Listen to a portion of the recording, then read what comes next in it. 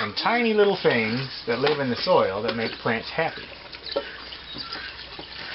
And they like a little bit to eat, and they like oxygen. And you can make lots of little babies, reproduce them hundreds and hundreds and thousands and millions of them. If you get some clean water, and you put a little bit of fresh soil and compost in there, and you make lots of air bubbles, which is what this little device does. It's going to blow bubbles. And so I'm going to shoot the bubbles through the tube into the water. And it's going to be like one of you kids just blowing through a straw into that bucket all day long. And so the little tiny fungi and bacteria and little animals that live in the soil are going to eat, and they're going to make little babies of themselves, and pretty soon the bucket is going to have just a huge amount of happy little soil life. And then we're going to take some of that water and we're going to pour it by our plants. And it's going to make the soil by our plants super happy. And it's going to make our plants super happy and big and healthy.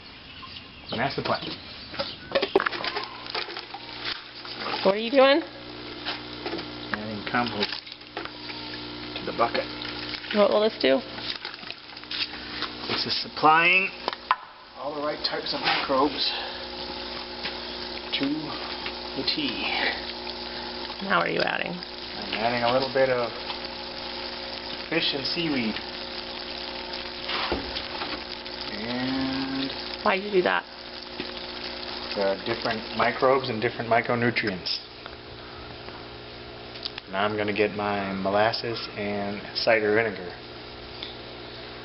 because the molasses will add different nutrients and it will serve as food, and the cider vinegar has different nutrients still.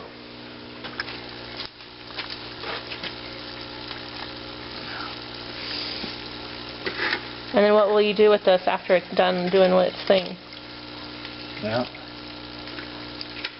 the more we cook it, we should begin to see frothy bubbles at the top if it's working right. And when we see that, it's indicative of a good, healthy, aerobic soil microbes. And then we will use it as a foliar fertilizer and as a regular fertilizer. We'll spray it right onto plants and underneath the plants. And it will make the plants hopefully very healthy and happy.